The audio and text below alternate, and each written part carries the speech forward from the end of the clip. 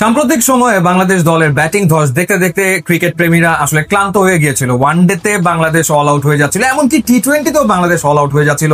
কোনোভাবেই দেখা যাচ্ছে যে ওয়ানডেতে 250 টেনে টুনে করতে পারছে না, বা টি-20তে টেনে টুনে 150ও হচ্ছে না। এরকম একটা অবস্থায় আয়ারল্যান্ডের বিপক্ষে সিলেট টেস্টে বাংলাদেশ সত্যিকার অর্থে নান্দনিক ব্যাটিং করেছে, দেখার মতো ব্যাটিং করেছে। টপ অর্ডার হোক, মিডল অর্ডার হোক, লোয়ার মিডল অর্ডার হোক, সবাই আসলে চমৎকার ব্যাটিং করার ফলে বাংলাদেশ 13তম বারের মতো টেস্টে 500-র উপরে রান করেছে, 587 করেছে 8 উইকেট এবং ইনিংস ডিক্লেয়ার করেছে। এবং বাংলাদেশের এই যে ইনিংস, এই ইনিংসের ভেতরে 300 রানই আসলে এসেছে 4 এবং ছক্কার মারে।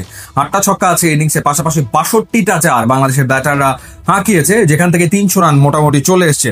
সুযোগ ছিল মাহমুদুল হাসান জয়ের সামনে রেকর্ডটা ব্রেক করার, মুশফিকুর রহিমের 219 টেস্টে বাংলাদেশের পক্ষে সর্বোচ্চ রানের ইনিংস, কিন্তু জয় সেটা করতে পারেনি। 171 এসে আউট হয়ে গেছে। মমিনুল সেঞ্চুরি করার সুযোগটা হাতছাড়া করেছে। আগের দিন 80 সাথে আর 2 রান যোগ করে 82-তে সে আউট হয়ে গেছে। তবে নাজমুল হোসেন শান্ত ক্যাপ্টেন চমৎকার ইনিংস খেলেছেন।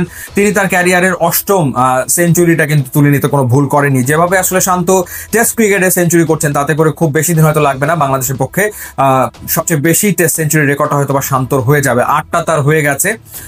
সবচেয়ে বেশি হচ্ছে মমিনুলের 13টা, এরপরে মুশফিকের রয়েছে 12টা। তো এগিয়ে যাচ্ছে আসলে শান্ত। 114 বলে 114টা 4, খুবই ভালো স্ট্রাইক রেটে অ্যাগ্রেসিভ ব্যাটিং করেছে নাজমুল শান্ত, এবং ক্লাসি সব শট, দারুণ সব শট খেলেছে, কোনো সন্দেহ নাই। লিটন দাস এসে তিনিও একটা সেঞ্চুরি পেতেই পারতেন, তিনি আউট হয়েছেন 60 রানে। 66 বলে 60 রান করেছেন, 8টা 4 এবং একটা ছক্কার মারে।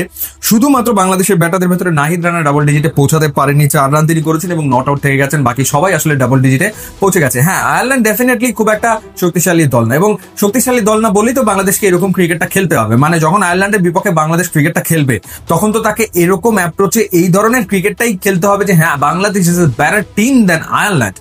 ঠিক সেই ব্যাটিংটাই কিন্তু বাংলাদেশ করেছে। এবং যখন ইনিংস ডিক্লেয়ার করো, তারপরে কিন্তু আয়ারল্যান্ড 86 রান তুলতে 5টা উইকেট হারিয়ে ফেলেছে।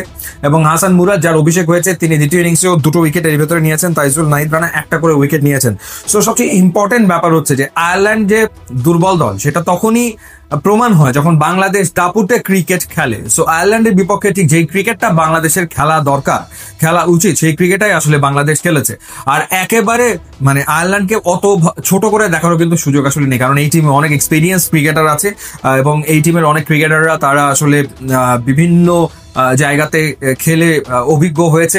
সুতরাং তাদেরকে একেবারে ছোট করে দেখার কিন্তু সুযোগ নেই। সো খুবই ভালো ব্যাটিং, অ্যাপ্রিসিয়েট করার মতো ব্যাটিং, যে ধরনের ব্যাটিং আসলে আমরা দেখতে চাই। ক্লাসি সব শটস, চোখে আরাম লাগার মতো বহু শট এই ইনিংসে আমরা দেখেছি। এই ধারাবাহিকতা বাংলাদেশ যদি ধরে রাখতে পারে, তাহলে আসলে ভালো রেজাল্ট ডেফিনেটলি সামনে আরো আসবে। ইউটিউব এবং ইনস্টাগ্রাম লিঙ্ক দেওয়া আছে, আপনারা যোগ দিলে খুবই খুশি হবো। And thanks for watching.